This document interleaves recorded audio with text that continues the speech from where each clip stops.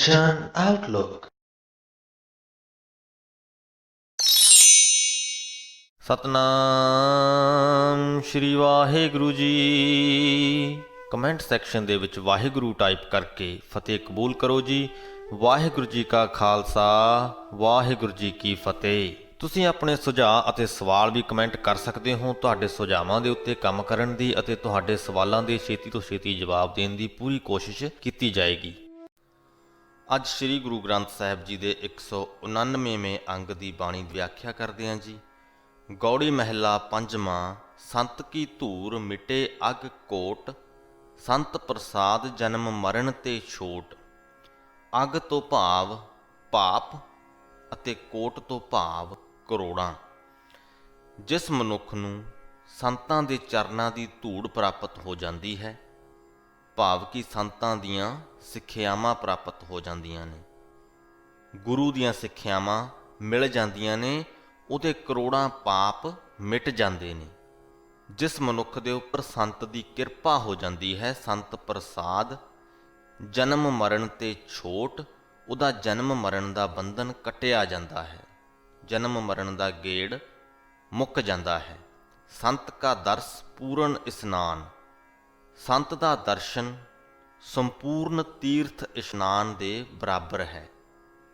ਸੰਤ ਕਿਰਪਾ ਤੇ ਜਪੀਐ ਨਾਮ ਰਹਾਉ।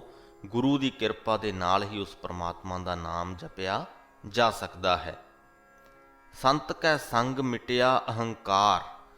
ਜਦੋਂ ਸਾਨੂੰ ਗੁਰੂ ਦਾ ਸਾਥ ਪ੍ਰਾਪਤ ਹੋ ਜਾਵੇ ਤਾਂ ਸਾਡਾ ਹੰਕਾਰ ਮਿਟ ਜਾਂਦਾ ਹੈ। ਦ੍ਰਿਸ਼ਟ ਆਵੈ ਸਭ ਏਕ ਓੰਕਾਰ। ਤੇ ਸਾਰੇ ਪਾਸੇ ਉਹ ਇੱਕ ਓੰਕਾਰ ਪਰਮਾਤਮਾ ਸਾਨੂੰ ਨਜ਼ਰ ਆਉਣ ਲੱਗਦਾ ਹੈ। ਸੰਤ ਸੁਪ੍ਰਸੰਨ ਆਏ ਵਸ ਪੰਚਾ। ਪੰਚਾ ਤੋਂ ਭਾਵ ਪੰਜ ਵਿਕਾਰ। ਜੇ ਗੁਰੂ ਸਾਡੇ ਤੇ ਪ੍ਰਸੰਨ ਹੋ ਜਾਏ ਤਾਂ ਅਸੀਂ ਆਪਣੇ ਪੰਜਾਂ ਵਿਕਾਰਾਂ ਨੂੰ ਕਾਬੂ ਦੇ ਵਿੱਚ ਕਰ ਪਾਉਂਦੇ ਹਾਂ। ਗੁਰੂ ਪ੍ਰਸੰਨ ਹੋਏਗਾ ਤੇ ਆਪਣੀਆਂ ਸਿੱਖਿਆਵਾਂ ਸਾਨੂੰ ਦਵੇਗਾ। ਉਹਨਾਂ ਸਿੱਖਿਆਵਾਂ ਦੇ ਉੱਤੇ ਅਮਲ ਕਰਕੇ ਅਸੀਂ ਆਪਣੇ ਵਿਕਾਰਾਂ ਨੂੰ ਕਾਬੂ ਦੇ ਵਿੱਚ ਕਰ ਸਕਾਂਗੇ। ਅੰਮ੍ਰਿਤ ਨਾਮ ਹਿਰਦੈ ਲੈ ਸੰਚਾ। ਤੇ ਫਿਰ ਅੰਮ੍ਰਿਤ ਰੂਪ ਉਸ ਪਰਮਾਤਮਾ ਦਾ ਨਾਮ ਆਪਣੇ ਹਿਰਦੇ ਦੇ ਵਿੱਚ ਇਕੱਠਾ ਕਰ ਲਵਾਂਗੇ। ਕਹੋ ਨਾਨਕ ਜਾ ਕਾ ਪੂਰਾ ਕਰਮ, ਤਿਸ ਭੇਟੇ ਸਾਧੂ ਕੇ ਚਰਨ। ਹੇ ਨਾਨਕ, ਇਹ ਆਖ ਕਿ ਸਾਧੂ ਦੇ ਚਰਨ, ਗੁਰੂ ਦੇ ਚਰਨ ਉਸ ਇਨਸਾਨ ਨੂੰ ਪ੍ਰਾਪਤ ਹੁੰਦੇ ਹਨ ਜਿਹਦੀ ਬਹੁਤ ਚੰਗੀ ਕਿਸਮਤ ਹੋਵੇ, ਚੰਗੇ ਭਾਗ ਹੋਣ। ਉਹਦੇ ਮਨ ਦੇ ਵਿੱਚ ਹੀ ਖਿਆਲ ਉਤਪੰਨ ਹੁੰਦਾ ਹੈ ਕਿ ਉਹਨੂੰ ਗੁਰੂ ਦੀ ਲੋੜ ਹੈ। ਉਸ ਖਿਆਲ ਦੇ ਉੱਤੇ ਕੰਮ ਕਰਕੇ ਉਹ ਗੁਰੂ ਨੂੰ ਲੱਭਣ ਦੇ ਲਈ ਜਾਂਦਾ ਹੈ ਤੇ ਪਰਮਾਤਮਾ ਆਪ ਹੀ ਸਬੱਬ ਬਣਾ ਕੇ ਉਹਨੂੰ ਗੁਰੂ ਮਿਲਾ ਦਿੰਦਾ ਹੈ। ਤੇ ਅੱਜ ਦੀ ਘੜੀ ਸਾਨੂੰ ਤੇ ਸਿਰਫ ਸੋਚਣ ਦੀ ਲੋੜ ਹੈ ਕਿ ਮੈਨੂੰ ਗੁਰੂ ਚਾਹੀਦਾ ਹੈ। ਆਪਣੇ ਆਸ-ਪਾਸ ਕਿਤੇ ਬਹੁਤੀ ਦੂਰ ਜਾਣ ਦੀ ਲੋੜ ਨਹੀਂ, ਗੁਰੂ ਘਰ ਮਿਲ ਜਾਏਗਾ। ਜਾਂ ਅੱਜ ਕੱਲ੍ਹ ਤੇ ਚਲੋ ਇੰਟਰਨੈਟ ਦਾ ਜ਼ਮਾਨਾ ਹੈ, ਸਾਡੇ ਫੋਨਾਂ ਦੇ ਵਿੱਚ, ਕੰਪਿਊਟਰਾਂ ਦੇ ਵਿੱਚ ਵੀ ਅਸੀਂ ਬਾਣੀ ਪੜ੍ਹ ਸਕਦੇ ਹਾਂ ਤੇ ਉਹਨੂੰ ਸਮਝ ਸਕਦੇ ਹਾਂ। ਗੁਰੂ ਘਰ ਜਾਣ ਦੀ ਵੀ ਜ਼ਰੂਰਤ ਨਹੀਂ ਪੈਂਦੀ। ਸੋ ਗੁਰੂ ਸਾਡੇ ਆਸ-ਪਾਸ ਹੈ। ਹੁਣ ਤੇ ਗੁਰੂ ਸਾਡੇ ਬਿਲਕੁਲ ਹੀ ਅੰਗ ਸੰਗ ਹੈ ਤੇ ਸਾਨੂੰ ਸਿਰਫ ਇਹ ਚਾਹੀਦਾ ਹੈ, ਸਾਡੇ ਵੱਲੋਂ ਸਿਰਫ ਇਹ ਲੋੜੀਂਦਾ ਹੈ ਕਿ ਅਸੀਂ ਉਸ ਗੁਰੂ ਨੂੰ ਪਛਾਣ ਕੇ ਉਹਦੀਆਂ ਸਿੱਖਿਆਵਾਂ ਨੂੰ ਪੜ੍ਹੀਏ ਤੇ ਸਮਝੀਏ। ਗੌੜੀ ਮਹਿਲਾ ਪੰਜਵਾਂ। ਹਰ ਗੁਣ ਜਪਤ ਕਮਲ ਪ੍ਰਗਾਸੈ, ਹਰ ਸਿਮਰਤ ਤਰਾਸ ਸਭ ਨਾਸੈ। ਜਦੋਂ ਅਸੀਂ ਉਸ ਪਰਮਾਤਮਾ ਦੇ ਗੁਣ ਗਾਉਂਦੇ ਹਾਂ, ਉਹਦੀ ਵਡਿਆਈ ਕਰਦੇ ਹਾਂ, ਤਾਂ ਸਾਡੇ ਹਿਰਦੇ ਦੇ ਵਿੱਚ ਕਮਲ ਫੁੱਲ ਖਿੜ ਪੈਂਦਾ ਹੈ। ਜਦੋਂ ਅਸੀਂ ਉਸ ਹਰੀ ਦਾ ਸਿਮਰਨ ਕਰਦੇ ਹਾਂ, ਹਰ ਸਿਮਰਤ ਤਰਾਸ ਸਭ ਨਾਸੈ। ਤਰਾਸ ਤੋਂ ਭਾਵ ਡਰ, ਤਾਂ ਸਾਡੇ ਸਾਰੇ ਡਰ ਨਸ ਜਾਂਦੇ ਨੇ, ਸਾਰੇ ਹੀ ਡਰ ਦੂਰ ਹੋ ਜਾਂਦੇ ਨੇ, ਅਸੀਂ ਨਿਰਭਉ ਹੋ ਜਾਂਦੇ ਹਾਂ। ਸਾ ਮਤ ਪੂਰੀ ਜਿਤ ਹਰ ਗੁਣ ਗਾਵੈ। ਹਰ ਇਨਸਾਨ ਦੀ ਆਪਣੀ ਆਪਣੀ ਸਮਝ ਹੁੰਦੀ ਹੈ।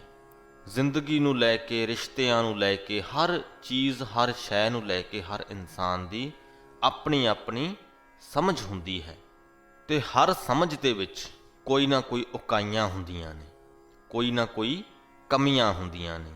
ਤੇ ਗੁਰੂ ਜੀ ਕਹਿ ਰਹੇ ਹਨ ਕਿ ਸਾ ਮਤ ਪੂਰੀ, ਉਹ ਸਮਝ, ਉਹ ਮਤ ਪੂਰੀ ਹੈ, ਸੰਪੂਰਨ ਹੈ, ਕਿਸੇ ਵੀ ਪ੍ਰਕਾਰ ਦੀਆਂ ਕਮੀਆਂ ਤੋਂ ਰਹਿਤ ਹੈ, ਜਿਤ ਹਰ ਗੁਣ ਗਾਵੈ, ਜਿਹੜੀ ਸਾਨੂੰ ਉਸ ਪਰਮਾਤਮਾ ਦਾ ਨਾਮ ਜਪਣ ਦੇ ਲਈ ਪ੍ਰੇਰਿਤ ਕਰਦੀ ਹੈ। ਸੋ ਜਿਹੜੀ ਸਮਝ, ਜਿਹੜੀ ਮਤ ਸਾਨੂੰ ਉਸ ਪਰਮਾਤਮਾ ਦੇ ਨੇੜੇ ਲੈ ਕੇ ਜਾਂਦੀ ਹੈ, ਉਹ ਉਕਾਈਆਂ ਤੋਂ ਰਹਿਤ ਹੈ। ਵੱਡਾ ਭਾਗ ਸਾਧੂ ਸੰਗ ਪਾਵੈ ਰਹਾਉ, ਪਰ ਇਹ ਜਿਹੜੀ ਮਤ ਹੈ ਸਾਧ ਸੰਗਤ ਦੇ ਵਿੱਚੋਂ ਪ੍ਰਾਪਤ ਹੁੰਦੀ ਹੈ।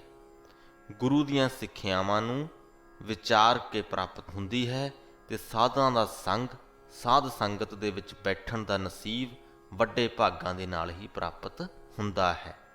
ਸਾਧ ਸੰਗ ਪਾਈਐ ਨਿਧ ਨਾਮਾ, ਸਾਧ ਸੰਗ ਪੂਰਨ ਸਭ ਕਾਮਾ। ਜਦੋਂ ਅਸੀਂ ਸਾਧ ਸੰਗਤ ਦੇ ਵਿੱਚ ਜੁੜਦੇ ਹਾਂ, ਸਾਧ ਸੰਗਤ ਦੇ ਵਿੱਚ ਰਲ ਕੇ ਉਸ ਪਰਮਾਤਮਾ ਦਾ ਨਾਮ ਜਪਦੇ ਹਾਂ, ਤਾਂ ਨਾਮ ਰੂਪ ਖਜ਼ਾਨਾ ਅਸੀਂ ਪ੍ਰਾਪਤ ਕਰਦੇ ਹਾਂ। ਸਾਡੇ ਸਾਰੇ ਹੀ ਕਾਰਜ ਸੰਪੂਰਨ ਹੋ ਜਾਂਦੇ ਨੇ। ਇਸ ਤੋਂ ਪਹਿਲੀ ਪੰਕਤੀ ਦੇ ਵਿੱਚ ਗੁਰੂ ਜੀ ਨੇ ਜੋ ਕਿਹਾ ਹੈ ਕਿ ਵੱਡਾ ਭਾਗ ਸਾਧੂ ਸੰਗ ਪਾਵੈ, ਕਿ ਵੱਡੀ ਕਿਸਮਤ ਦੇ ਨਾਲ ਹੀ, ਚੰਗੇ ਭਾਗਾਂ ਦੇ ਨਾਲ ਹੀ ਸਾਧ ਸੰਗਤ ਦੇ ਵਿੱਚ ਬੈਠਣਾ ਨਸੀਬ ਹੁੰਦਾ ਹੈ। ਤੁਸੀਂ ਸੋਚ ਕੇ ਵੇਖੋ ਕਿ ਗੁਰੂ ਘਰ ਹਰ ਪਿੰਡ, ਹਰ ਕਸਬੇ ਦੇ ਵਿੱਚ ਮੌਜੂਦ ਹੈ। ਸੁਬਾਹ ਸ਼ਾਮ ਉੱਥੇ ਬਾਣੀ ਪੜ੍ਹੀ ਜਾਂਦੀ ਹੈ। ਗੁਟਕਾ ਸਾਹਿਬ ਤੁਸੀਂ ਕਿਸੇ ਵੀ ਗੁਰੂ ਘਰ ਤੋਂ ਲੈ ਸਕਦੇ ਹੋ ਤੇ ਆਪਣੇ ਘਰ ਰੱਖ ਸਕਦੇ ਹੋ, ਪਰ ਫਿਰ ਵੀ ਬਹੁਤ ਲੋਕ ਨੇ ਜਿਹੜੇ ਗੁਰੂ ਘਰ ਨਹੀਂ ਜਾਂਦੇ, ਜਾਂ ਜੇਕਰ ਜਾਂਦੇ ਵੀ ਨੇ ਤਾਂ ਬਾਣੀ ਨੂੰ ਸੁਣਨ ਜਾਂ ਸਮਝਣ ਦੀ ਵਿਰਤੀ ਲੈ ਕੇ ਨਹੀਂ ਜਾਂਦੇ। ਬਥੇਰੇ ਲੋਕ ਨੇ ਜਿਨ੍ਹਾਂ ਨੇ ਗੁਟਕਾ ਸਾਹਿਬ ਘਰਾਂ ਦੇ ਵਿੱਚ ਨਹੀਂ ਰੱਖਿਆ ਹੋਇਆ ਤੇ ਉਹ ਬਾਣੀ ਨੂੰ ਨਹੀਂ ਪੜ੍ਹਦੇ। ਕਿਉਂ? ਕਿਉਂਕਿ ਮਾੜੀ ਕਿਸਮਤ ਦੇ ਵਜੋਂ ਉਹਨਾਂ ਦੇ ਮਨਾਂ ਦੇ ਵਿੱਚ ਇਹ ਖਿਆਲ ਹੀ ਪੈਦਾ ਨਹੀਂ ਹੁੰਦਾ। ਜਿਸ ਮਨੁੱਖ ਦੇ ਭਾਗ ਜਾਗ ਪੈਂਦੇ ਹਨ, ਉਹਦੇ ਮਨ ਦੇ ਵਿੱਚ ਇਹ ਖਿਆਲ ਉਹ ਪ੍ਰਮਾਤਮਾ ਆਪ ਉਤਪੰਨ ਕਰਦਾ ਹੈ। ਤੁਸੀਂ ਸਭ ਕੁਝ ਕਰ ਸਕਦੇ ਹੋ। ਤੁਸੀਂ ਗੁਰੂ ਘਰ ਜਾ ਸਕਦੇ ਹੋ ਆਪਣੀ ਸਮਝ ਦੇ ਨਾਲ। ਤੁਸੀਂ ਗੁਟਕਾ ਸਾਹਿਬ ਨੂੰ ਘਰ ਲਿਆ ਕੇ ਪੜ੍ਹਨ ਦਾ ਉਦਮ ਵੀ ਕਰ ਸਕਦੇ ਹੋ ਆਪਣੀ ਸਮਝ ਦੇ ਨਾਲ, ਪਰ ਤੁਸੀਂ ਇਹ ਤਦ ਤੱਕ ਨਹੀਂ ਕਰੋਗੇ ਜਦ ਤੱਕ ਤੁਹਾਡੇ ਮਨ ਦੇ ਵਿੱਚ ਉਹ ਖਿਆਲ ਉਤਪੰਨ ਨਹੀਂ ਹੁੰਦਾ। ਉਸ ਖਿਆਲ ਨੂੰ ਉਤਪੰਨ ਕਰਨ ਦੀ ਜੋ ਸ਼ਕਤੀ ਹੈ ਉਹ ਸਾਡੇ ਕੋਲ ਨਹੀਂ ਹੈ, ਉਹ ਉਸ ਪਰਮਾਤਮਾ ਦੇ ਹੱਥ ਵੱਸ ਹੈ। ਉਹੀ ਸਾਡੇ ਮਨ ਦੇ ਵਿੱਚ ਇਹ ਲਗਨ ਲਾਉਂਦਾ ਹੈ। ਕਿਸੇ ਦੇ ਮਨ ਦੇ ਵਿੱਚ ਨਾਮ ਦੀ ਲਗਨ ਲੱਗੀ ਹੈ ਤੇ ਕਿਸੇ ਦੇ ਮਨ ਦੇ ਵਿੱਚ ਮਾਇਆ ਦੀ ਲਗਨ ਲੱਗੀ ਹੈ। ਦੋਨੇ ਹੀ ਸਥਿਤੀਆਂ ਉਸ ਪਰਮਾਤਮਾ ਨੇ ਕਾਇਮ ਕੀਤੀਆਂ ਹੋਈਆਂ ਨੇ। ਅੱਗੇ ਚੱਲਦੇ ਹਾਂ। ਹਰ ਕੀ ਭਗਤ ਜਨਮ ਪ੍ਰਵਾਨ। ਜਦੋਂ ਅਸੀਂ ਉਸ ਪਰਮਾਤਮਾ ਦੀ ਭਗਤੀ ਕਰਦੇ ਹਾਂ ਤਾਂ ਸਾਡਾ ਮਨੁੱਖਾ ਜਨਮ ਸਫਲ ਹੋ ਜਾਂਦਾ ਹੈ। ਗੁਰ ਕਿਰਪਾ ਤੇ ਨਾਮ ਵਖਾਨ। ਪਰਮਾਤਮਾ ਦੇ ਨਾਮ ਦੀ ਵਡਿਆਈ ਗੁਰੂ ਦੀ ਕਿਰਪਾ ਨਾਲ ਹੀ ਕੀਤੀ ਜਾ ਸਕਦੀ ਹੈ।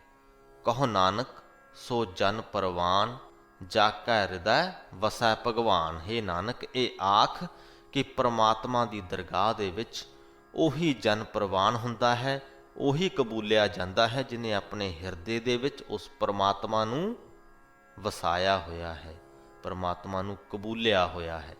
ਵਸਦਾ ਤਾਂ ਉਹ ਹਰ ਹਿਰਦੇ ਵਿੱਚ ਹੀ ਹੈ। ਗੱਲ ਕਬੂਲਣ ਦੀ ਹੈ ਕਿ ਅਸੀਂ ਉਹਨੂੰ ਕਬੂਲਦੇ ਹਾਂ ਜਾਂ ਨਹੀਂ। ਗੌੜੀ ਮਹਿਲਾ ਪੰਜਵਾਂ। ਇਕਸ ਸਿਓ ਜਾ ਕਾ ਮਨ ਰਾਤਾ, ਵਿਸਰੀ ਤਿਸੈ ਪਰਾਈ ਤਾਤਾ। ਪਰਾਈ ਤਾਤਾ ਤੋਂ ਭਾਵ ਬੇਗਾਨਿਆਂ ਦੇ ਨਾਲ ਈਰਖਾ ਕਰਨੀ, ਤੇ ਬੇਗਾਨਾ ਉਹ ਜੋ ਤੁਹਾਡਾ ਨਹੀਂ, ਤੁਹਾਡੇ ਖੁਦ ਤੋਂ ਇਲਾਵਾ ਬਾਕੀ ਦੇ ਸਾਰੇ ਹੀ ਇਨਸਾਨ। ਇੱਥੇ ਰਿਸ਼ਤਿਆਂ ਦੇ ਵਿੱਚ ਆਪਣੇ ਬੇਗਾਨੇ ਦੀ ਗੱਲ ਨਹੀਂ ਹੋ ਰਹੀ, ਸਿਰਫ ਆਪਣੇ ਭਾਵ ਕਿ ਖੁਦ ਅਤੇ ਦੂਸਰਿਆਂ ਦੀ ਗੱਲ ਹੋ ਰਹੀ ਹੈ ਕਿ ਦੂਸਰਿਆਂ ਦੇ ਨਾਲ ਈਰਖਾ ਕਰਨੀ। ਇਕਸ ਸਿਓ ਜਾਕਾ ਮਨ ਰਾਤਾ। ਜਿਸ ਮਨੁੱਖ ਦਾ ਮਨ ਉਸ ਇੱਕ ਪਰਮਾਤਮਾ ਦੇ ਰੰਗ ਦੇ ਵਿੱਚ ਰੰਗਿਆ ਜਾਂਦਾ ਹੈ, ਵਿਸਰੀ ਤਿਸੈ ਪਰਾਈ ਤਾਤਾ। ਦੂਸਰਿਆਂ ਦੇ ਨਾਲ ਈਰਖਾ ਕਰਨ ਵਾਲੀ ਉਹਦੀ ਵਿਰਤੀ ਵਿਸਰ ਜਾਂਦੀ ਹੈ, ਖਤਮ ਹੋ ਜਾਂਦੀ ਹੈ। ਬਿਨ ਗੋਬਿੰਦ ਨਾ ਦੀਸੈ ਕੋਈ। ਉਸ ਪਰਮਾਤਮਾ ਤੋਂ ਬਿਨਾਂ ਉਹਨੂੰ ਹੋਰ ਕੋਈ ਵੀ ਨਹੀਂ ਦਿਖਦਾ। ਹਰ ਪਾਸੇ ਉਹੀ ਕਰਤਾਰ, ਉਹੀ ਪਰਮਾਤਮਾ ਦਿਖਦਾ ਹੈ ਕਰਨ ਕਰਾਵਨ ਕਰਤਾ ਸੋਈ। ਜਿਹੜਾ ਕਿ ਕਰਨਹਾਰ ਵੀ ਹੈ, ਸਾਡੇ ਤੋਂ ਕਰਾਵਨਹਾਰ ਵੀ ਹੈ। ਰਹਾਓ। ਮਨੈ ਕਮਾਵੈ ਮੁਖ ਹਰ ਹਰ ਬੋਲੈ। ਜਿਸ ਮਨੁੱਖ ਨੇ ਆਪਣੇ ਮਨ ਦੇ ਵਿੱਚ ਨਾਮ ਧਨ ਦੀ ਕਮਾਈ ਕੀਤੀ ਹੈ ਤੇ ਆਪਣੇ ਮੁਖ ਤੋਂ ਉਸ ਪ੍ਰਮਾਤਮਾ ਦਾ ਨਾਮ ਜਪਿਆ ਹੈ, ਸੋ ਜਨ ਇਤ ਉਤ ਕਤੈ ਨਾ ਡੋਲੈ। ਉਹ ਮਨੁੱਖ ਸਹੀ ਜੀਵਨ ਪੰਧ ਤੋਂ ਕਦੇ ਵੀ ਨਹੀਂ ਡੋਲਦਾ, ਨਾ ਇਸ ਲੋਕ ਵਿੱਚ ਤੇ ਨਾ ਹੀ ਪਰਲੋਕ ਵਿੱਚ। ਨਾ ਹੀ ਤਾਂ ਉਹ ਆਪਣੇ ਜੀਵਨ ਪੰਧ ਤੋਂ ਉਸ ਵਕਤ ਡੋਲਦਾ ਹੈ ਜਦੋਂ ਉਹ ਪ੍ਰਫੁੱਲਤ ਹੁੰਦਾ ਹੈ, ਜਦੋਂ ਉਹ ਖੁਸ਼ ਹੁੰਦਾ ਹੈ, ਜਦੋਂ ਉਹਦੀ ਜ਼ਿੰਦਗੀ ਦੇ ਵਿੱਚ ਸਭ ਕੁਝ ਚੰਗਾ ਚੱਲ ਰਿਹਾ ਹੁੰਦਾ ਹੈ। ਤੇ ਨਾ ਹੀ ਉਹ ਮਨੁੱਖ ਉਸ ਵਕਤ ਡੋਲਦਾ ਹੈ ਜਦੋਂ ਉਹਦੀ ਜ਼ਿੰਦਗੀ ਦੇ ਵਿੱਚ ਮਾੜੀਆਂ ਘਟਨਾਵਾਂ ਚੱਲ ਰਹੀਆਂ ਹੁੰਦੀਆਂ ਨੇ, ਮਾੜਾ ਸਮਾਂ ਚੱਲ ਰਿਹਾ ਹੁੰਦਾ ਹੈ। ਕਿਉਂ ਜਿਹਾ ਵੀ ਸਮਾਂ ਹੋਵੇ, ਲੋਕ ਹੋਵੇ ਤੇ ਭਾਵੇਂ ਪਰਲੋਕ ਹੋਵੇ, ਜ਼ਿੰਦਗੀ ਚੰਗੀ ਚੱਲ ਰਹੀ ਹੋਵੇ ਭਾਵੇਂ ਮਾੜੀ ਚੱਲ ਰਹੀ ਹੋਵੇ, ਉਹ ਮਨੁੱਖ ਜੋ ਸਹੀ ਜੀਵਨ ਪੰਧ ਹੈ ਉਹਦੇ ਤੋਂ ਡੋਲਦਾ ਨਹੀਂ। ਜਾ ਕੈ ਹਰ ਧਨ ਸੋ ਸੱਚ ਸਾਹੋ। ਜਿਸ ਮਨੁੱਖ ਦੇ ਪਾਸ ਉਸ ਪ੍ਰਮਾਤਮਾ ਦਾ ਨਾਮ ਧਨ ਹੈ, ਉਹ ਸੱਚਾ ਸ਼ਾਹੂਕਾਰ ਹੈ। ਸੱਚਾ ਸ਼ਾਹੂਕਾਰ ਭਾਵ ਕਿ ਅਜਿਹਾ ਸ਼ਾਹੂਕਾਰ ਜਿਹੜਾ ਸਦਾ ਹੀ ਸ਼ਾਹੂਕਾਰ ਰਹਿੰਦਾ ਹੈ। ਦੁਨਿਆਵੀ ਪੱਧਰ ਤੇ ਜੇਕਰ ਅਸੀਂ ਵੇਖੀਏ ਕਿ ਕੋਈ ਸ਼ਾਹੂਕਾਰ ਹੈ ਤਾਂ ਉਹਦੀ ਜ਼ਿੰਦਗੀ ਦੇ ਵਿੱਚ ਆਉਣ ਵਾਲੀਆਂ ਘਟਨਾਵਾਂ ਉਹਨੂੰ ਗਰੀਬ ਵੀ ਕਰ ਸਕਦੀਆਂ ਨੇ, ਉਹਨੂੰ ਕੰਗਾਲ ਵੀ ਕਰ ਸਕਦੀਆਂ ਨੇ।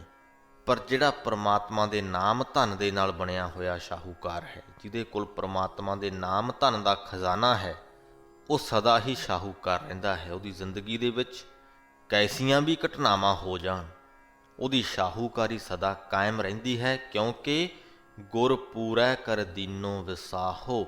ਉਹਨੂੰ ਪੂਰੇ ਗੁਰੂ ਦਾ ਭਰੋਸਾ ਹਾਸਲ ਹੁੰਦਾ ਹੈ। ਜੀਵਨ ਪੁਰਖ ਮਿਲਿਆ ਹਰ ਰਾਇਆ, ਕਹੋ ਨਾਨਕ ਪਰਮ ਪਦ ਪਾਇਆ।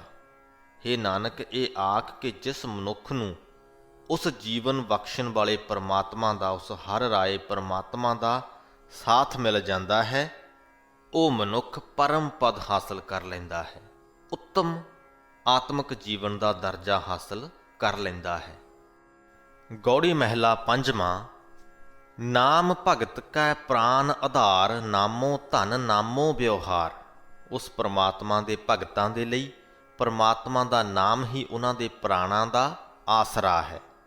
ਉਹਨਾਂ ਲਈ ਪਰਮਾਤਮਾ ਦਾ ਨਾਮ ਹੀ ਧਨ ਹੈ ਤੇ ਪਰਮਾਤਮਾ ਦੇ ਨਾਮ ਦਾ ਹੀ ਉਹ ਵਪਾਰ ਕਰਦੇ ਹਨ। ਨਾਮ ਵਡਾਈ ਜਨ ਸੋਭਾ ਪਾਏ, ਕਰ ਕਿਰਪਾ ਜਿਸ ਆਪ ਦਿਵਾਏ। ਰਹਾਓ। ਜਿਸ ਮਨੁੱਖ ਦੇ ਉੱਪਰ ਉਹ ਪ੍ਰਮਾਤਮਾ ਖੁਦ ਕਿਰਪਾ ਕਰਕੇ ਉਹਨੂੰ ਆਪਣਾ ਨਾਮ ਦਿਵਾਉਂਦਾ ਹੈ, ਨਾਮ ਬਖਸ਼ਦਾ ਹੈ, ਉਸ ਨਾਮ ਦੀ ਮਦਦ ਦੇ ਨਾਲ ਉਹ ਮਨੁੱਖ ਲੋਕ ਪਰਲੋਕ ਦੇ ਵਿੱਚ ਵਡਿਆਈ ਤੇ ਸ਼ੋਭਾ ਹਾਸਲ ਕਰਦਾ ਹੈ। ਨਾਮ ਭਗਤ ਕੈ ਸੁਖ ਅਸਥਾਨ। ਪਰਮਾਤਮਾ ਦੇ ਭਗਤਾਂ ਦੇ ਲਈ ਪਰਮਾਤਮਾ ਦਾ ਨਾਮ ਹੀ ਆਨੰਦ ਹਾਸਲ ਕਰਨ ਦਾ ਵਸੀਲਾ ਹੈ। ਨਾਮ ਰਤ ਸੋ ਭਗਤ ਪ੍ਰਵਾਨ। ਜਿਹੜਾ ਭਗਤ ਪਰਮਾਤਮਾ ਦੇ ਨਾਮ ਰੰਗ ਦੇ ਵਿੱਚ ਰੰਗਿਆ ਹੋਇਆ ਹੈ, ਪਰਮਾਤਮਾ ਦੀ ਹਜ਼ੂਰੀ ਦੇ ਵਿੱਚ ਉਹੀ ਕਬੂਲਿਆ ਜਾਂਦਾ ਹੈ। ਹਰ ਕਾ ਨਾਮ ਜਨ ਕਉ ਧਾਰੈ, ਸਾਸ ਸਾਸ ਜਨ ਨਾਮ ਸਮਾਰੈ। ਪਰਮਾਤਮਾ ਦੇ ਸੇਵਕਾਂ ਦੇ ਲਈ ਪਰਮਾਤਮਾ ਦਾ ਨਾਮ ਹੀ ਉਹਨਾਂ ਨੂੰ ਧੀਰਜ ਬਖਸ਼ਦਾ ਹੈ, ਧਰਵਾਸ ਦਿੰਦਾ ਹੈ, ਉਹਨਾਂ ਦਾ ਸਹਾਰਾ ਬਣਦਾ ਹੈ। ਹਰ ਕਾ ਨਾਮ ਜਨ ਕਉ ਧਾਰੈ, ਸਾਸ ਸਾਸ ਜਨ ਨਾਮ ਸਮਾਰੈ। ਸਮਾਰੈ ਤੋਂ ਭਾਵ ਸੰਭਾਲ ਕੇ ਰੱਖਣਾ। ਤੇ ਉਹ ਪਰਮਾਤਮਾ ਦੇ ਭਗਤ ਆਪਣੇ ਹਰ ਇੱਕ ਸਾਹ ਦੇ ਨਾਲ ਉਸ ਪ੍ਰਮਾਤਮਾ ਦਾ ਨਾਮ ਸਾਂਭ ਕੇ ਰੱਖਦੇ ਹਨ। ਕਹੋ ਨਾਨਕ ਜਿਸ ਪੂਰਾ ਭਾਗ, ਨਾਮ ਸੰਗ ਤਾਕਾ ਮਨ ਲਾਗ। ਹੇ ਨਾਨਕ, ਇਹ ਆਖ ਕਿ ਜਿਹੜੇ ਮਨੁੱਖ ਚੰਗੀ ਕਿਸਮਤ ਵਾਲੇ ਹਨ, ਵੱਡੇ ਭਾਗਾਂ ਵਾਲੇ ਹਨ, ਉਹਨਾਂ ਦਾ ਮਨ ਸਿਰਫ ਪ੍ਰਮਾਤਮਾ ਦੇ ਨਾਮ ਦੇ ਵਿੱਚ ਹੀ ਲੱਗਦਾ ਹੈ। ਉਹ ਪ੍ਰਮਾਤਮਾ ਦੇ ਨਾਮ ਦੇ ਵਿੱਚ ਹੀ ਖੁਸ਼ ਰਹਿੰਦੇ ਹਨ। ਉਹਨਾਂ ਨੂੰ ਆਨੰਦ ਸਿਰਫ ਤੇ ਸਿਰਫ ਪ੍ਰਮਾਤਮਾ ਦਾ ਨਾਮ ਜਪ ਕੇ ਹੀ ਹਾਸਲ ਹੁੰਦਾ ਹੈ। ਗੌੜੀ ਮਹਿਲਾ ਪੰਜਵਾਂ। ਸੰਤ ਪ੍ਰਸਾਦ ਹਰ ਨਾਮ ਧਿਆਇਆ, ਤਬ ਤੇ ਧਾਵਤ ਮਨ ਤ੍ਰਿਪਤਾਇਆ। ਜਦੋਂ ਅਸੀਂ ਗੁਰੂ ਦੀ ਕਿਰਪਾ ਦੇ ਨਾਲ ਉਸ ਪ੍ਰਮਾਤਮਾ ਦਾ ਨਾਮ ਧਿਆਉਂਦੇ ਹਾਂ।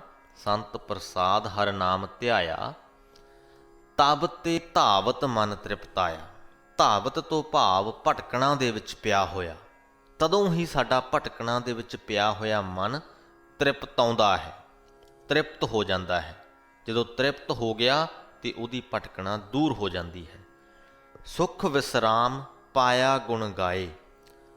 ਇਨਸਾਨ ਜ਼ਿੰਦਗੀ ਦੀ ਭੱਜ ਦੌੜ ਦੇ ਵਿੱਚ ਲੱਗਿਆ ਰਹਿੰਦਾ ਹੈ, ਉਹਦੇ ਕੋਲ ਵਿਸ਼ਰਾਮ ਕਰਨ ਦਾ ਸਮਾਂ ਨਹੀਂ ਮਿਲਦਾ, ਤੇ ਜੇਕਰ ਮਿਲਦਾ ਵੀ ਹੈ ਤਾਂ ਉਸ ਪ੍ਰਕਾਰ ਦਾ ਆਨੰਦਿਤ ਵਿਸਰਾਮ ਉਹ ਹਾਸਲ ਨਹੀਂ ਕਰ ਪਾਉਂਦਾ ਜਿਹੜਾ ਕਿ ਉਹਨੂੰ ਪੂਰੀ ਤਰ੍ਹਾਂ ਦੇ ਨਾਲ ਰਿਲੈਕਸ ਕਰ ਦੇਵੇ, ਜਿਹਦੇ ਨਾਲ ਕਿ ਉਹਦੀ ਸਾਰੀ ਥਕਾਨ ਦੂਰ ਹੋ ਜਾਵੇ।